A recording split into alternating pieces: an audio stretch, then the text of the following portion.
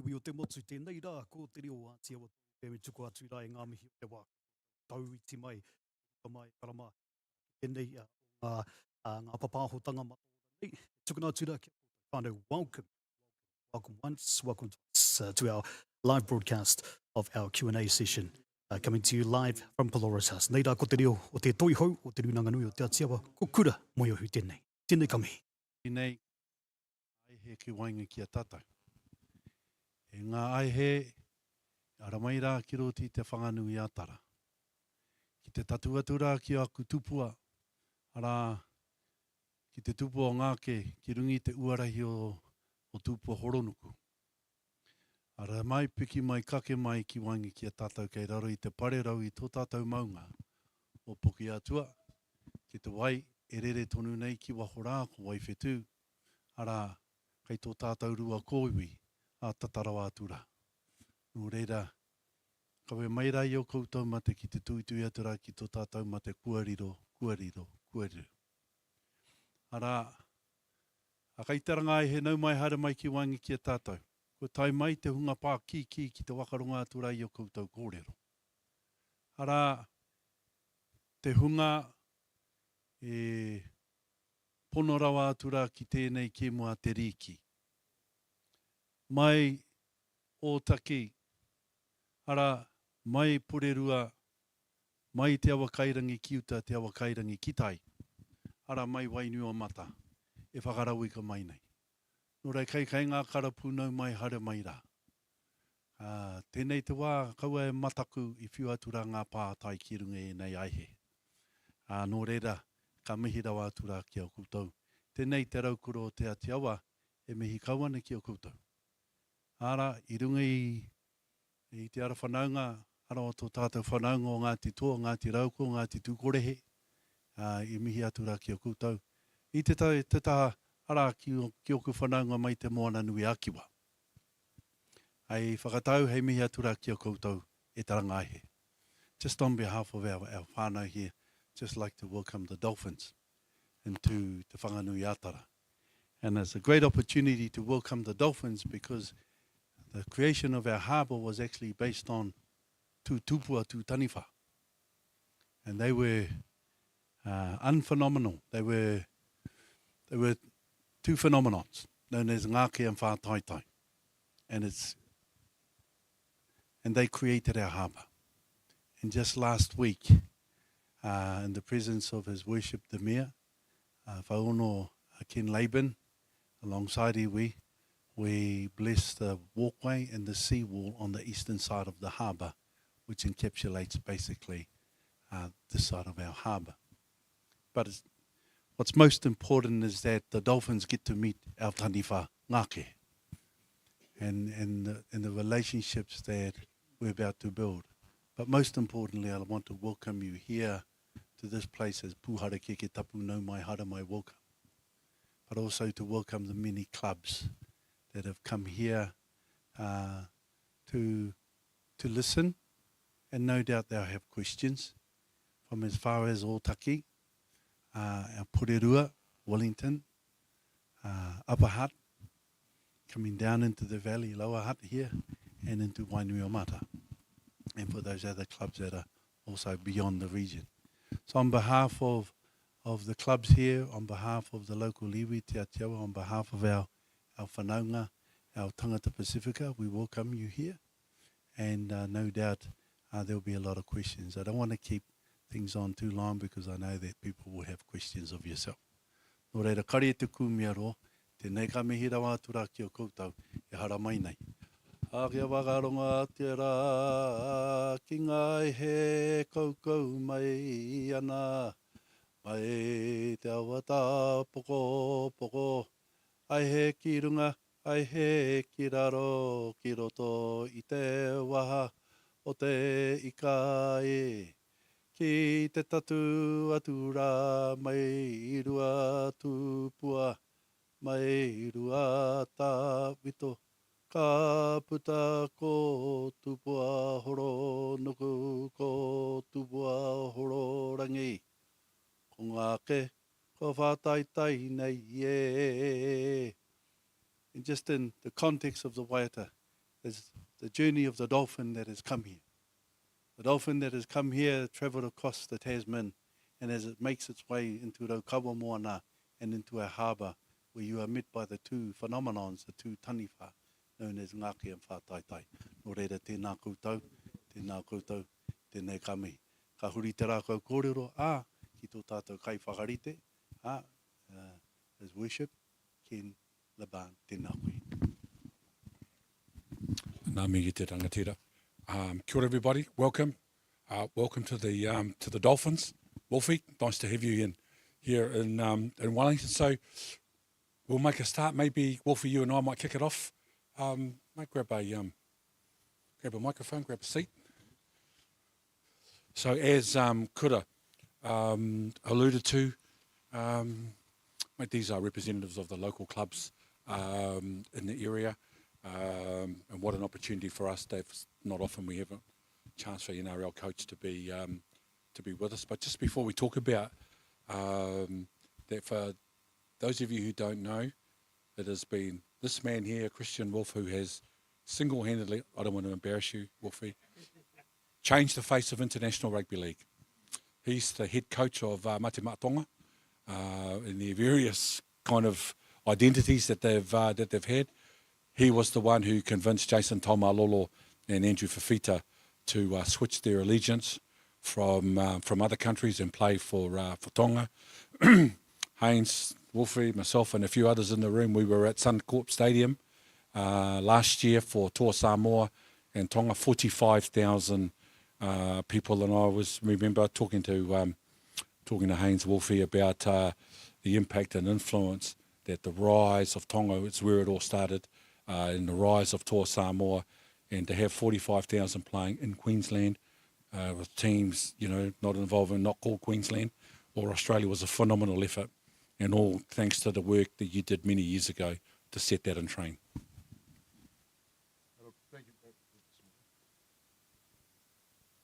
Thank you very much for being here first, guys. It's great to be here. We're really looking forward to being in Wellington and playing in Wellington, and obviously it's going to be a big game for us on Saturday night. But that night at Suncorp was outstanding to be a part of, and the whole movement with the Tongan team and my involvement with the Tongan team's something I'm extremely proud of, and it's been outstanding for me to be a part of. I've been a part of it since 2013, and in those days, we were sort of scrapping for everything that we could get without much support. And, to sort of see what those scenes were last year with 45,000 at Suncorp and how much that's grown and how much the support's grown. And, with that, the resources that are available and, the players that are available and just the calibre of everything that we get to deal with now. And it's been outstanding to be a part of, as I said, and it was outstanding to see where it's got to, and it's only going to get bigger. I do believe that, and I just know that you have a look at the young Tongan players and the talent that's coming through the NRL at the moment, and that's the same with Samoa and other nations as well. And that support that's there, the talent that's there, the real pride in representing who people are as opposed to representing the bigger nations as well. And as I said, it's outstanding, and it's been great to be a part of, and hopefully continue to see it grow. Wolfie, Izzy Katoa's family, just 10 minutes up the road at the local Avalon Rugby Club, where his father back in the day was a star midfield back. You saw that boy early and exposed him to elite footy early, and he's been part of your journey. Yeah, look, it was great to see how happy Isaiah was coming into the airport today, and there's obviously a few people there to see him and a little bit of media as well, and I'm sure he's going to get plenty of attention while he's over here. So it's great to be able to bring him back as well. And look, I first came across Isaiah not actually seeing him play or going and watching him play, but I've been told that he was a really young, talented young Tongan kid coming through in the Penrith system at that stage. So we brought him into a camp in New Zealand, and the whole idea was to get him around the Tongan team and get him wanting to be a part of the Tongan team. I'd coached his brother Sione. He was a part of our 2019 team that beat Australia at Eden Park, actually, and So I wanted to get Isaiah around the group, and we also brought him over to the World Cup in 2022 over in England. He was only 18 at the time and still at high school, and he pulled out of the Australian schoolboys side to come and be a part of that side. And when he walked in, I couldn't believe how young he looked, actually. And he was still a boy. Obviously, he was still doing his tests at the time. He had to, we had to put aside time for him to go into a room with one of the ladies from the motel so that he could finish off his exams for his schooling as well. So the idea then at that stage was that he was just going to come in and do a bit of training with us and be around us and maybe play a game with against one of the lower level nations. But he sort of showed straight away that he had a bit of a different attitude and a bit of a different mindset to other guys. And the way he trained, the skill set he's got, the way he wanted to hang out on the field and do extras, and really had a drive to be the best player he could be. That was what really impressed me. So he ended up playing in the first game, and he was our halfback for the series. And he's obviously kicked on since then and got more and more confident in himself. And he's still got his best years ahead of him as well. That's a really impressive thing about him. He's an outstanding young man. The way he carries himself, his maturity, obviously what you see on the football field, but he's got a really good nature about his football as well. And as I said before, he wants to be the best player he can be. So his best years are ahead of him, and I think we'll see him in the NRL for a very long time yet. Well, for the way I think Super Rugby is 68% Maori and Pacific Island kids. The All Black team itself is now 78% Maori and Pacific Island kids. And listening to Kura about the culture and the land, and it's had a dramatic impact on the NRL as well. Yeah, look, I think we're getting somewhere between 40 and 50% in the NRL as well. And if you look through the junior grades, those numbers are even higher. So, you're right there. There's been a massive impact, and a massive impact in a really positive way. Just the power, size, athleticism, skill. I think our game really suits Pacific Island people, and I love the cultural aspect that Pacific Island people have brought to our game. And as I said, being able to be a part of that with Tonga, and starting my journey with Tonga quite naive, to be honest.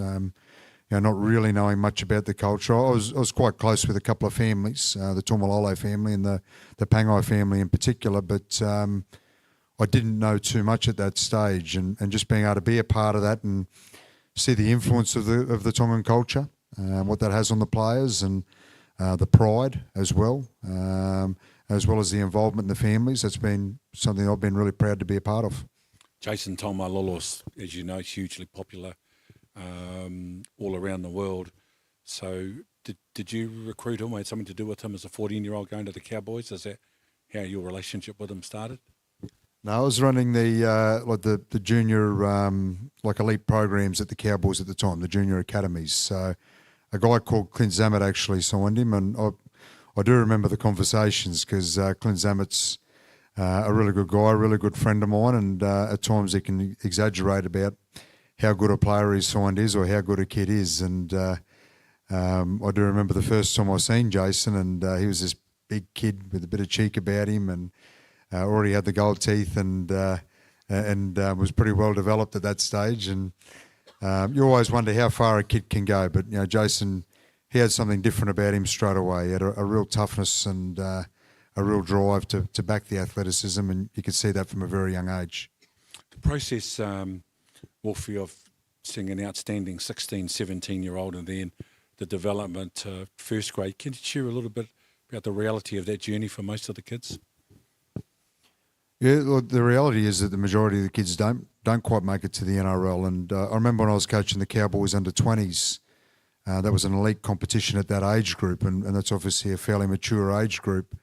We spoke about success looking like bringing 2 kids out of our 20s team that were going to be genuine NRL players, and a genuine NRL players playing 50 games. So that's not a big conversion rate when you consider the elite level of that competition. And the younger you go, obviously the lower those rates would be. So as I said, the reality is that the majority of the kids don't make it, and there's so many talented kids around. If you go to all the towns and and cities around Australia and New Zealand. There's so many talented kids. So there's just a lot of things that can take them sideways, I guess, or mean that they don't make the highest levels of the NRL or other sports. And I think with there being so many talented kids, the biggest point of difference is work ethic, and obviously with that comes a drive, a drive to want to work hard and a drive to want to be the best player you can be, and to make sacrifice as well. And as I said, there's so many things,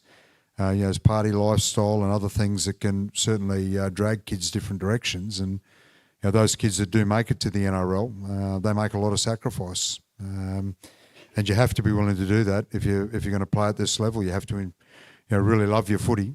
At this level, there's a lot of training, there's a lot of travel, there's a lot of things that are challenging, and there's a lot of playing with slight injuries and playing through pain and all those kinds of things that are really mentally challenging. And if you don't have that drive and you don't have that work ethic and you don't want to be the best player you can be, then you tend not to make it.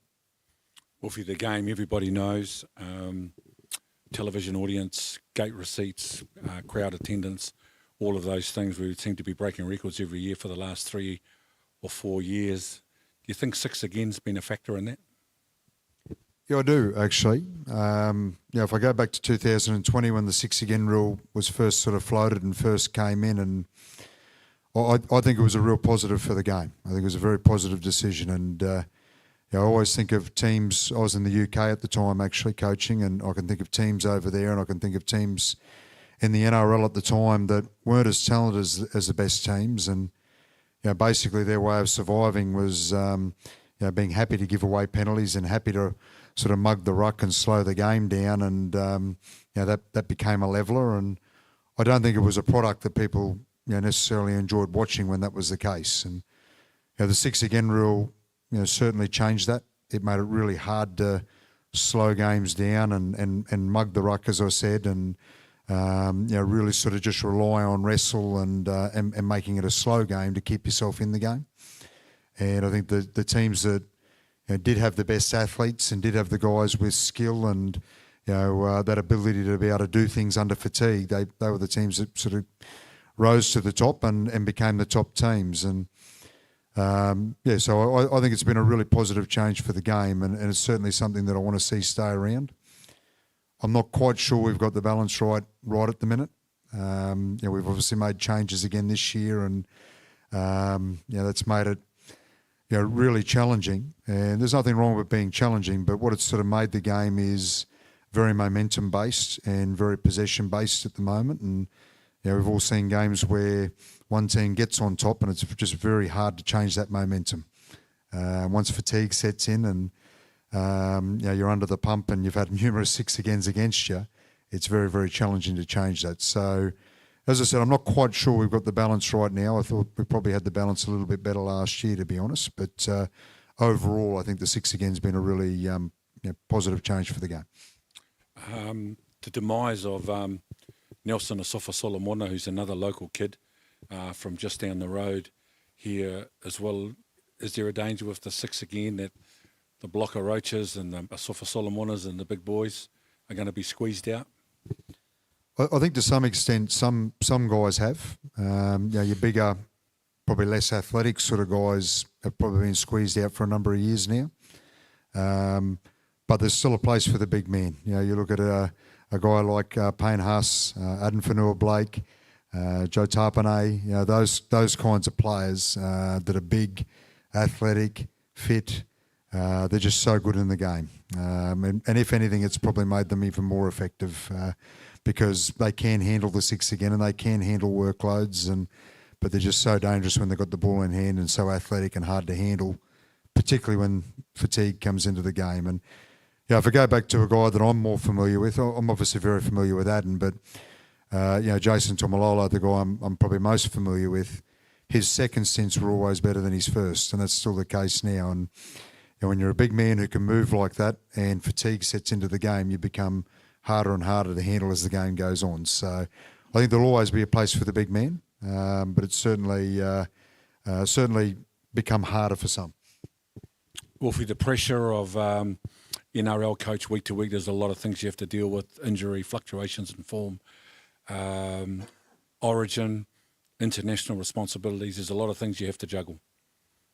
Yeah, there is. That's all part of the fun, I suppose. And one of the biggest tasks or challenges, I suppose, for me and my staff is to make sure that we keep enjoying ourselves and make sure that the players are enjoying themselves. And that becomes a challenge when you're not winning, obviously. But it's really important that we sort of aren't making everything a bit of a catastrophe just because you lose a game, and you can start a downward spiral really quickly. So, us being fairly level-headed and reminding ourselves that things are never as bad as they seem, and making sure that we're enjoying ourselves and keeping some enjoyment for the players. That's, as I said, one of our biggest challenges. And there's plenty of other things that are going to come along. There's trying to get your best players on the field is a challenge, and that's been a real challenge for us the last couple of years, and it's a challenge for us right now as well. And I'm certainly very, very confident what I think we can do as a squad and as a team,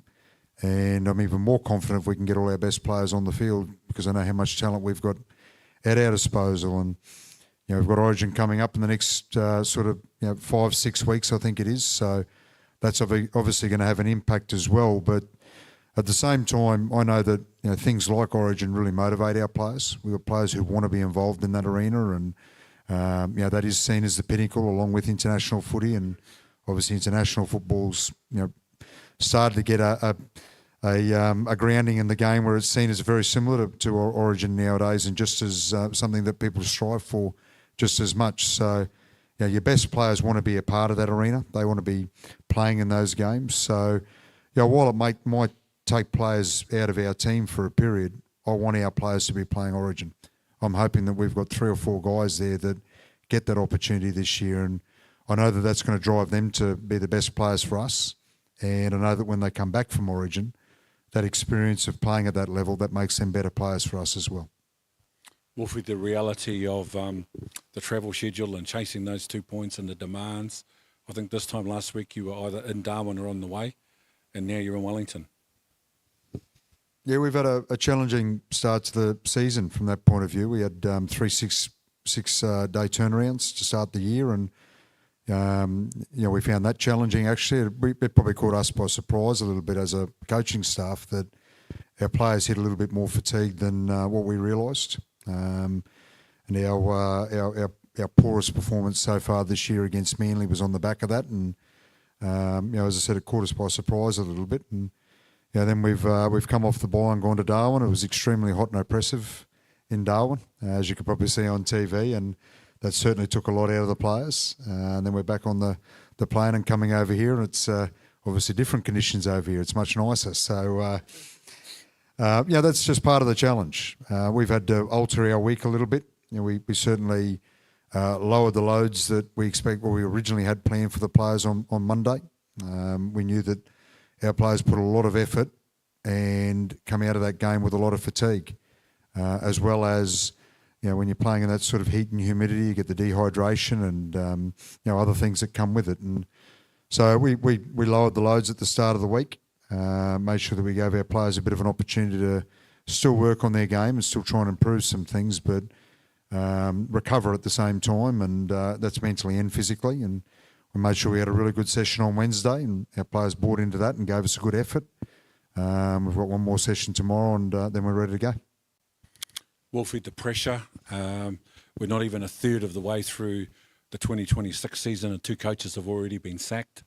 That's, again, we all know it's a performance-driven business, but it can be brutal. Yeah, that's right. I've just got to make sure I'm not next. But no, we, I think we all know there's pressure in the game, and we put the pressure on ourselves more than anything else, to be honest. We want to win.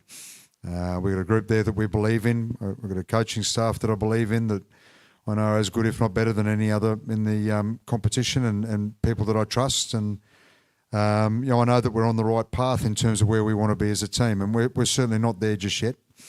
I would have loved a couple more wins, and we've had some games where I thought we were more deserving of what we got. Darwin was against Penrith last week was probably the best example of that. And we haven't quite performed as well as we would have liked and think we should have in a couple of games as well. So when I say I know we're on the right path, I know that we've got a squad there that's building and getting better, and they're full of good people with talent who want to work hard. And at times we need to drive them to work a little bit harder than they want to, and that's the journey that we're on. But we're preaching the right things, and as I said, I know that we're on the right path. So we're going to continue to get better. We've got a lot of guys that are a little bit underdone for different reasons at the back of pre-seasons, and they're going to get better. They're getting better while they play. And if we all stick to our guns and stick to what we believe in, and that's regardless of wins and losses. And as I said before, we keep fairly cool head when things aren't going our way, and we keep a cool head when things are going our way as well. It's easy to get a bit excited with yourself when you get a couple of good wins. But really important that we stay on the path that we're on, and I know that we're going to get what we want at the end of it. Just looking at the global nature of the NRL now, mate. 3 or 4 years the Dolphins now been in the competition. We're getting ready for the Perth Bears next year, and I think Papua New Guinea the year after. That you'd be well familiar with the challenges in front of them. Yeah, definitely. I was very lucky to be a part of the original days of the Dolphins, and I remember being in the UK. My first couple of discussions with Wayne, which started quite early in the year actually, and I didn't sort of make a decision that it was where I wanted to be until a little bit later in the year on the back of a number of discussions. But there's one of the things that drew me to the Dolphins was that excitement of being able to start something brand new, start something fresh, try and put things in place that you weren't trying to change a culture or change things that were necessarily broken, which when you become a coach, that's usually what you're going in to do. You're going in to change a culture and change things that haven't worked. We had the opportunity to try and put things in place with some really good people straight away and get those decisions right from the start so that we could set the club up to be a long-term success. And I think we've done a lot of those things right. And one of the things that I think Wayne and myself and people like Hayne and other people involved have really got right from the start is making sure that we've got good people at the club. It's a good place to be. It's a supportive place. It's a place that when we have had success, everyone enjoys that success, but when we haven't and when we've lost games, we're certainly not all turning on each other and questioning each other and looking after ourselves. We're supporting each other and making sure we're getting through it together. So that was something that really appealed to me. And at the same time, there's lots and lots of challenges. And I remember being out on the field in some of those early training sessions, and you think you've got everything covered. You think you've sort of thought of everything, but the players will ask you what we're calling something, and me and Nathan were both there in the early days, and we'd be looking at each other, going, "Oh, geez, I don't know what we're going to call this," because you just don't think of every little thing, and there's so many little finer details in terms of how you play and how you train and how you prepare. But outside of that, there's so many other people that have little things that they've got to think of. That our jobs at the end of the day are to provide an environment for the players to perform at their best. So many people have got to think of all those little things to be able to do that, and that's in every part of your preparation. So it was a real challenge. I think those two clubs have a bigger challenge than what we did from the point of view that we actually had a club that was already existing with a 90-year history, not NRL, at a lower level in terms of Queensland Cup, but we had a board, we had a supporter base, we had a leagues club, we had people with rugby league know-how in place that made that transition a little bit more comfortable, I think, for us. Perth are going to start from scratch, and that's going to bring a lot more challenges, I believe. I think it's also going to bring more challenges in terms of recruitment. Brisbane's a pretty good place for people who want to come and play rugby league, and a pretty good place to recruit to. And I think Perth's going to find that really challenging, and obviously PNG is going to have a whole lot more challenges again. The NRL have obviously made that a little bit more attractive in what they're doing with the tax-free money and things like that, and people will go. People will go, and it will be financially attractive to people. So that's going to help, but they're going to have a lot of challenges at the same time. Wolfie, at the end of the day, the boys are just boys, most of them in their 20s, got young families, and the maturity and immaturity that comes along with a high profile and a good salary, a good wage, should I say. But away from the pressures of footy, obviously they need a lot of support as well at times. Yeah, definitely. We're dealing with an age bracket of men between 18 and early 30s. So, that's when we all have the most challenges in our life, and sometimes don't make smart decisions, and sometimes do. So, that's one of the challenges that we deal with, and trying to get that group to all buy into one thing and all be on the same page, and put their own motivations and things like that aside to want to buy into what we want to do as a team. That's what our challenge is as coaches, and that's one of the really enjoyable things in terms of trying to bring groups together and get them to try and do those things so that they can achieve together. And when you get that success, there's no better feeling. A change room after a win in the NRL, it's a very, very special feeling. It's something that you want to keep feeling. So that's what drives all of us. But those challenges are sometimes overweight, I think, as well. We also get to deal with young men that are very talented, very athletic, and very motivated. They're in those positions because they tick all those boxes, and that makes turning up to our jobs on a Monday fun and exciting. And we know that we can go out on the field and we can ask players to try and put things into place, and they've got the talent and the know-how that they can go and do that. And I've coached a lot of different levels. I started my coaching as an under-14s coach, and sort of made my way through juniors into coaching men and seniors at different levels, local league into Queensland Cup and under-20s, as I mentioned before. And every age has got similarities, or every team that you coach, and they've all got differences as well. And one of the really good things about our level is that, as I said before, we've got the elite guys that if you ask them to put something in place, they can jump in and they can do it straight away. So that's one of the exciting things that we challenge our players to see how far we can take them. That's physically as well as skill-wise, as well as how we put things together on the field, and being able to do that at that elite level. As I said, it is exciting. Mate, there's a lot of coaches in the room that under 12, under 14 age grade coaches locally that are here. They all coach kids who ultimately are going to have the same dream as the kids that you coached in under 14 as well. That's difficult. It's not difficult, but if they're talented, we just need to put them on the right pathway. Yeah, I loved coaching kids. I love coaching schoolboy sides. That's where I started. I really enjoyed coaching under 20s team as well. And you can have such a positive influence on kids' lives. I mean, we can with men as well, but kids at 14, 15, 16, they're just at such an influential sort of stage in their lives. And as I said, you can just have such a positive influence. And I love the fact that in those ages, footy's the number one thing in most of those kids' lives as well. They just love being a part of the team. They love trying to win as a team. They love trying to be better as a team. Some kids will have the aspirations to play in the NRL. Some kids just want to be the best player they can locally, but footy's usually the number one thing in their lives. And they're so easy to motivate and so easy to sort of bring together as a group and have a really positive influence. And I think with kids and young men that we deal with, if you show that you're interested in them and you show that you really want the best for them, they'll give you their best as well. Wolf, all the coaching staff are here. How do you feel about inviting them up and have a bit of a chat about what their roles are? Yeah, no worries. I'll start with Rory. He's the closest.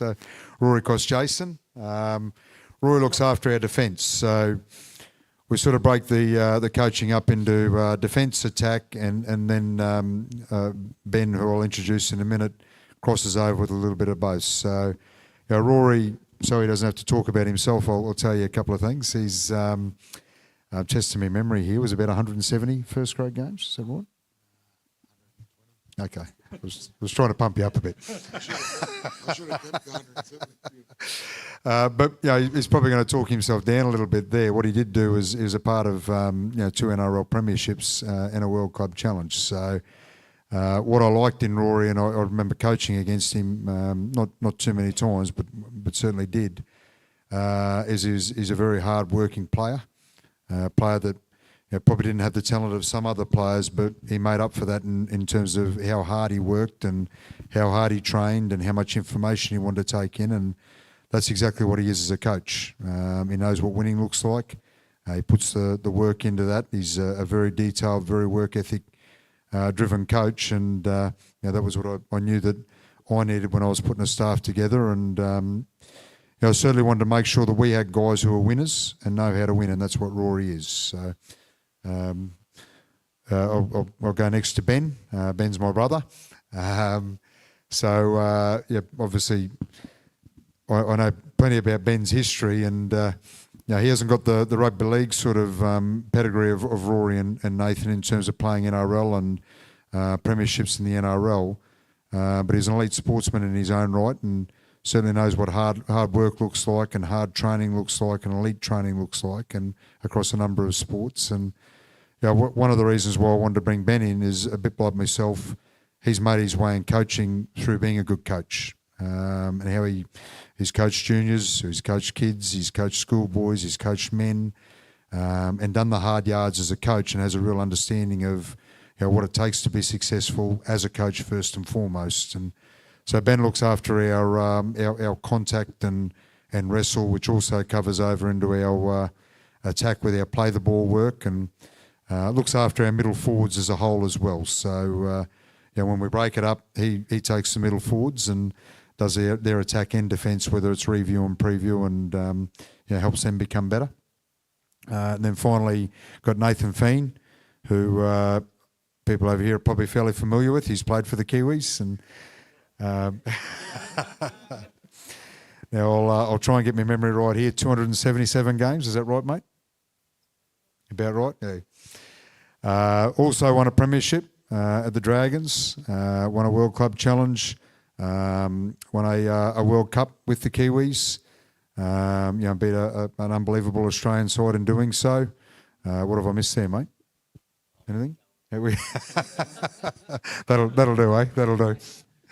A bit like what I said with Rory, I know I grew up with Nathan as well in Mount Isa. Ben and Nathan are similar ages. We all grew up in the same town, so very familiar with him as a person as well as a player. And what I like about Nathan is that he's a bit like what I said about Rory. There's more talented players out there who haven't had the success and the career that he did because he was tough and wanted to work hard, and wanted to build his game off the back of those two things, and had a lot of success as a player, and he brings those two traits as a coach as well. So it's a coaching staff that I'm really familiar with, obviously, as people, and really trust as people. But I love the work ethic, I love the competitiveness, and I love the fact that they're all winners.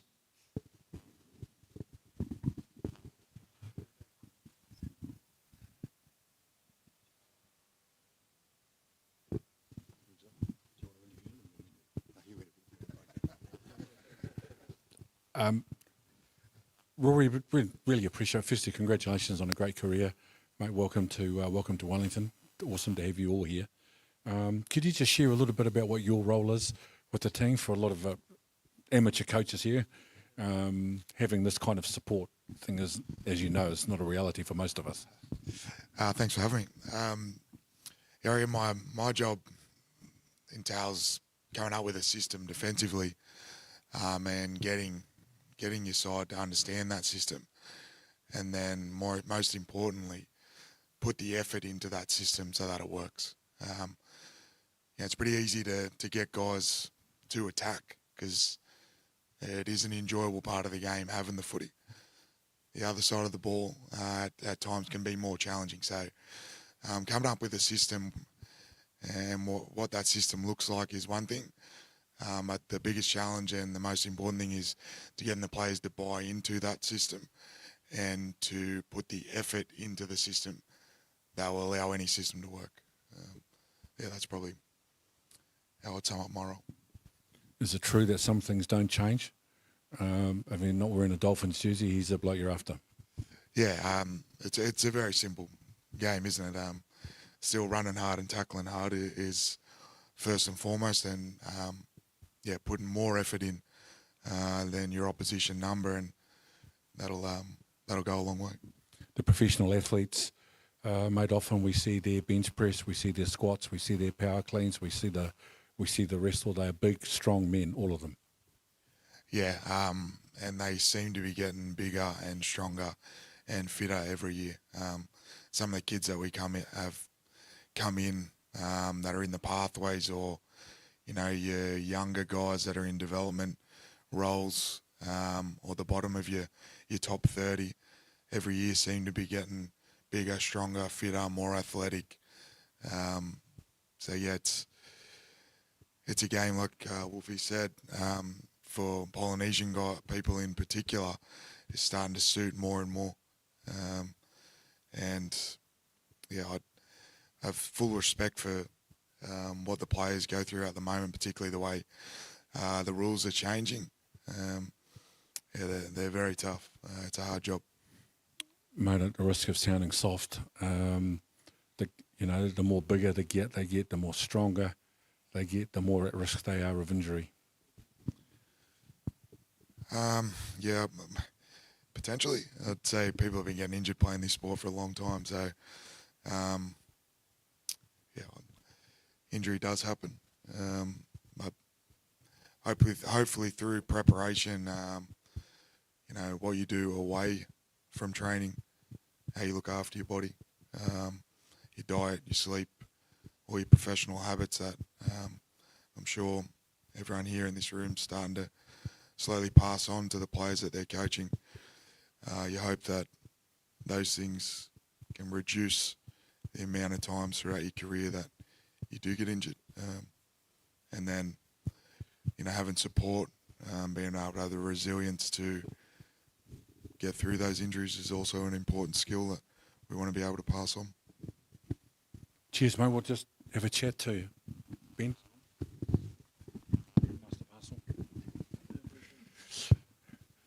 Ben, thanks for taking time to be with us, mate. Welcome to Wellington. Your area of expertise, what you say, the wrestle.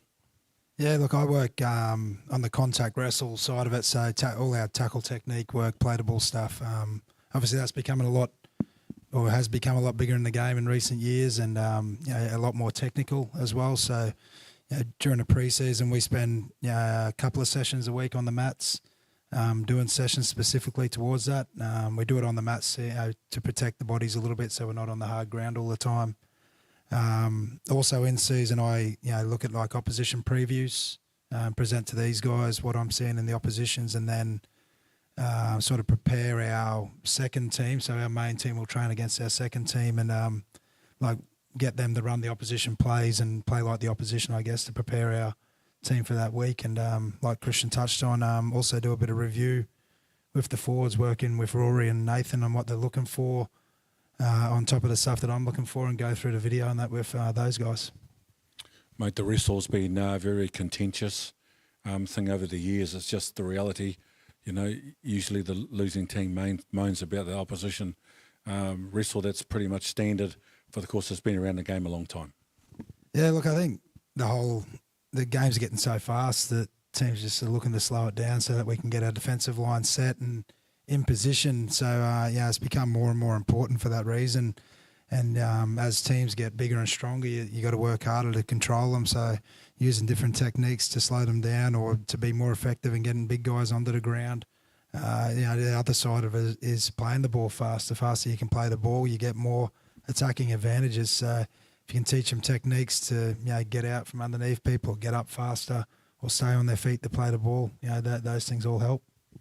Been a lot of amateur coaches here, mate, coaching kids. I don't know if some or any of them teach wrestling. What would you think is a good age to start that kind of training or building that into them so that their kids eventually can be competitive?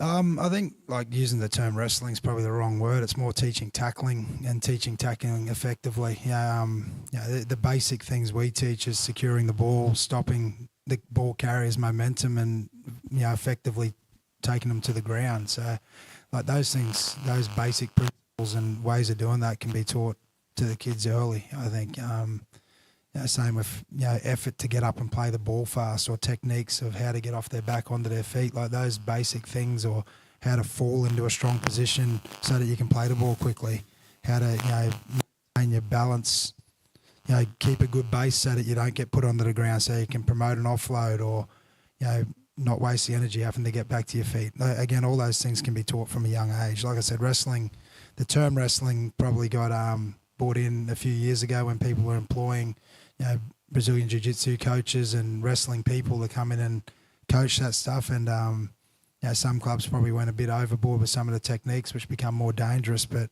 it's more about teaching them to tackle effectively.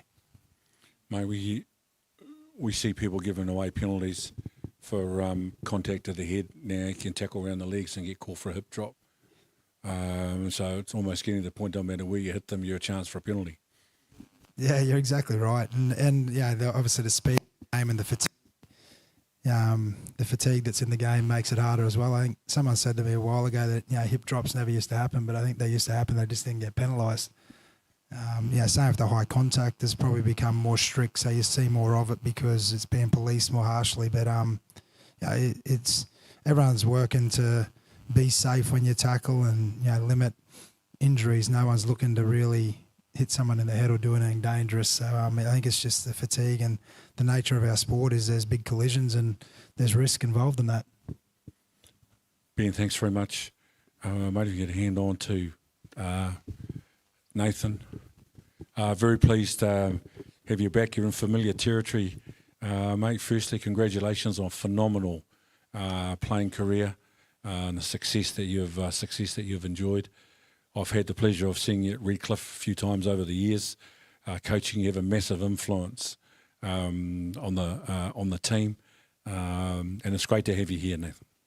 Yeah, thanks for having me. I always get a sense of, I guess, calmness coming back to NZ.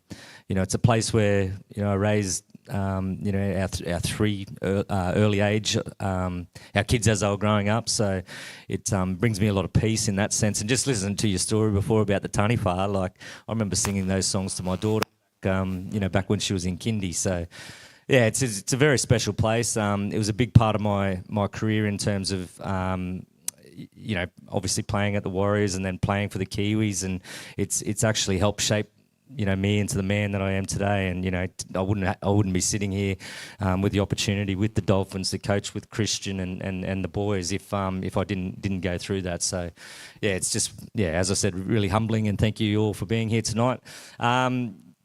Where'd we go? Yeah, talking about coaching, aren't we?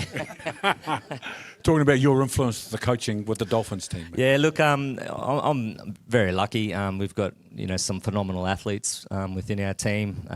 You only have to look at the speed across the park. Whether it's Hammer or Jake Avarillo or Herbie. Some really talented guys to work with. But Wolfie touched on it before. We've got some really hard-working forwards. Which gives us a really nice balance right across the park. So I guess my job and what I try and do to assist the boys is just come up with, I guess, a bit of a strategy or a game plan that suits our entire squad to bring out the best in the individual. How do we create space on the edges or preserve space for Hammer and Herbie and the like, those type of guys to be able to do their thing. Obviously Isaiah plays a really big part in that. We've been without Jeremy Marshall-King for a long period of time, and he's a big part of what we do, centrally, through that middle part of the field. So it's going to be great having him back in a few weeks as well. But, when you do have injuries and things like that, it gives other guys opportunities, and, you have to adjust a few things. The boys have mentioned, certain, techniques around, trying to create some quick play of the balls, or defensively, things we'd need to change, to come up with a performance week in, week out. So it's always great being able to deal with these type of players and, just trying to get them to their best each week. Nathan, 15, 20 cameras or whatever it is at every game. There's no secrets. Everybody's analysed to death. Trying to find an edge every week is a big challenge. Yeah, it is. You're right in saying that. Obviously Ben touched on it before around how we sort of do our process. Ben's looking a couple of games ahead or a week in advance. So, he presented to us around, what we were potentially going to see from the Warriors, last week, which, enabled us to get a few thoughts together around, what we might look like in, from my point of view, in an attacking aspect, what they do on their edges, how their middles defend, some defenders that we might be able to get at in terms of create some momentum, watching how their fullbacks step into the line.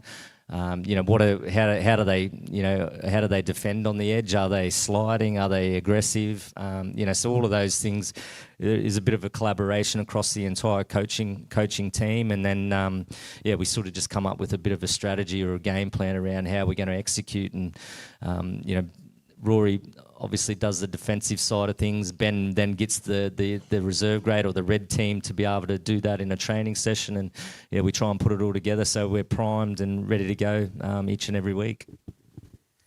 I just wondered, any questions from the audience for the coaches while we've got the opportunity to have them here. I'm conscious we've been going for 50 minutes.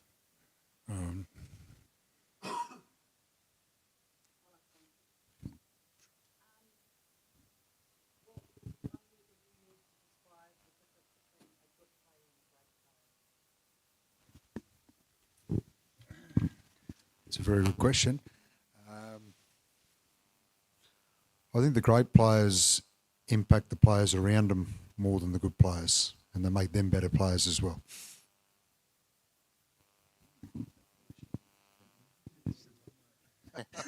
Leadership, that was my one word. Yeah. Rory, do you want to have a go at that? You say one word and expand. Is work ethic one word? Yeah. Work ethic. Why I said that is, I think everyone that gets into a top 30 position, or say works their way up into an NRL squad, they've all got a certain level of talent. The guys that I've seen, been lucky enough to play with, and now some guys that I've coached, they're the elite players of the competition. Their work ethic is, they are talented, and a lot of them are more talented than most. But what sets them apart is their work ethic, to be able to get the most out of their talent, I would say. I'd probably say trust, and what I mean by that is, as coaches, we generally see players during training, and they have little tendencies, to do things well or to not do things so well, and the more coaching we put into them, and try and adjust them to work within the system, and then the more and more they do it, they develop that trust within the group. The player beside him knows that he can rely on him. The coaches up in the coaching boxes know that this guy's going to be able to do his job. So I definitely think trust in that sense is a pretty big word in our world. I think the great players, the biggest thing is their confidence, their willingness to back themselves and do things that other players probably wouldn't do. That's why they can make the big plays and do the big things when they need to.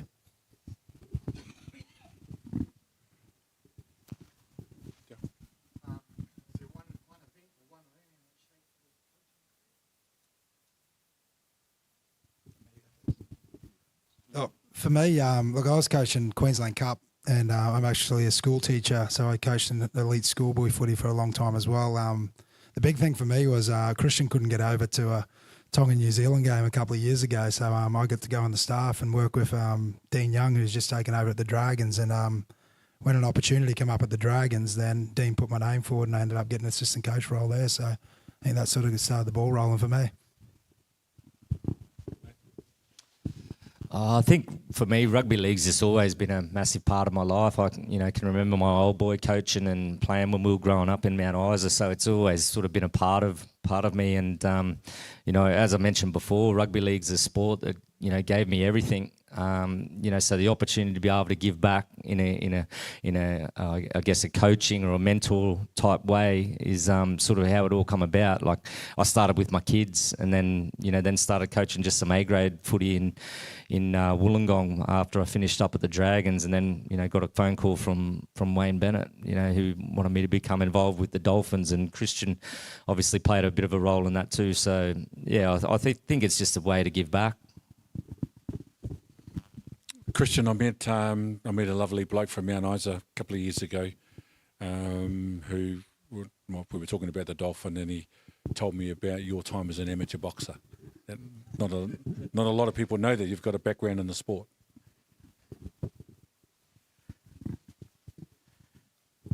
Yeah, I do. I don't like talking about that, to be honest with you, but yeah, I do. It's something I really enjoyed. I love boxing. I think boxing's a great sport. Outside of footy, it's certainly the sport that I like to watch and respect the most, and certainly enjoyed it as a young bloke as well.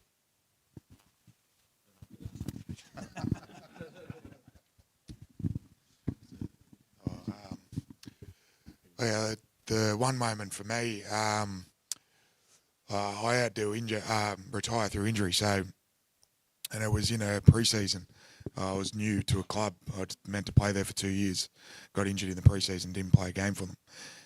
But throughout that year, continued to train, and I was brought to the club as an older player to kind of help with some leadership through that group, and still found that I was able to have an influence, even though I couldn't play, which led me down the path of coaching, and gave me the opportunity to start coaching junior footy pretty much within 6 months of retiring.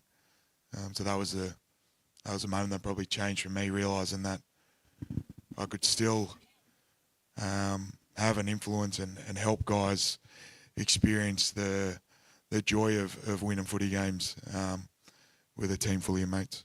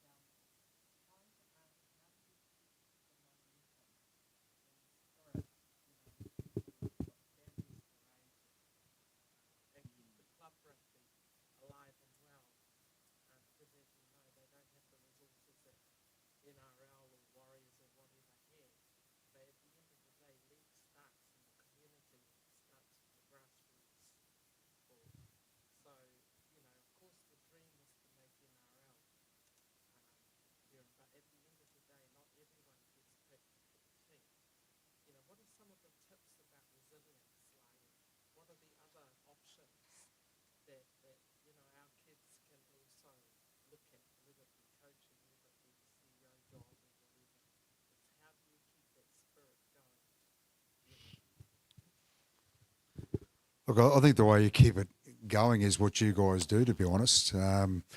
We all started playing junior league with coaches who were volunteers. As I said before, and myself and Ben in particular, we both started as coaches coaching junior sides. That was with jobs that weren't in rugby league, and doing that as volunteers, and doing that because we enjoyed it. And I think when you enjoy it, you certainly help your kids find enjoyment in what they're doing as well. They sign up to play rugby league because they enjoy the sport, and they want to have fun while they're playing it, from every age. And how do you do that? I think making sure that one, you enjoy yourself, and you find ways to make what they're doing enjoyable as well. Playing games at training. There's plenty of games that you can play at training that you get as much of a fitness result out of as what you would if you go and send blokes to go for a run. So finding ways that you can make everything that you do at training competitive, everything that you do at training fun. Obviously, you've got the basics that you need to skill, but mixing that in with the things that that are fun. And then they're enjoying themselves, and as I said, then you're enjoying yourself as well. And I'm not sure what the rules are around, sort of competitive games and everything over here in Australia. One thing they've done is you don't have results in games until under 13s. Some people don't like that. A lot of people don't like that. I think what it has done as a positive is take out the competitiveness of parents and the desire for parents to want to, want their kids to win and want their teams to win, and then not necessarily act the way they should. Obviously, when we don't control our own emotions and we make it too competitive at young ages, and we make it unenjoyable for the kids because we're not enjoying ourselves and we're getting uptight about results and things that go on in the game, well, no one enjoys it. Or parents having arguments on sidelines and fights on sidelines, no one enjoys that either. They're the things that take away, why people want to continue to volunteer and why people want to be involved. But the only thing I can really encourage there is, you, as a coach, I just think you're such an influence on the kids that you're involved with. So, your enjoyment, how you carry yourself, your messages, how you handle success, how you handle failure, that's exactly what your kids and your teams are going to be. And it is hard when you're a volunteer. There's no doubt there. And as I said, I've done that as a coach as well. And you're giving up numerous hours, and sometimes you feel a bit unloved for doing it. And your kids don't always love you as much as you love them sometimes, or have the same commitment as what you do, or have the same desire as what you do on certain days. But when you find the effort and you find the enjoyment to go and make sure that you keep doing it, and you show a resilience in yourself because you keep turning up and you keep having a session planned and you keep making sure that you'll get the most out of the kids that are there. And I think that's what the kids who are committed and do want to keep going with their footy, that's what they'll take out of it as well. So, just really value your roles as coaches, and know that you get yourself right and you get your own roles right, then you're going to have a big influence on the kids that that want your influence as well. If there's no more questions, I just wanted to finish off by acknowledging Sam Tangata Ese at the back, and Haynes.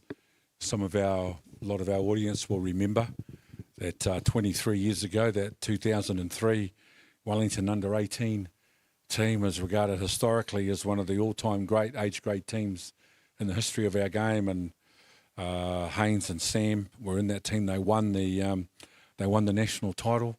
I think Manu Vatuvai, Thomas Leolawai, they were in the Auckland team, and they got dusted up by the Wellington team in the final. And both Haynes and Sam are both part of the staff at the Dolphins as well, and have been since day one. So welcome home, boys.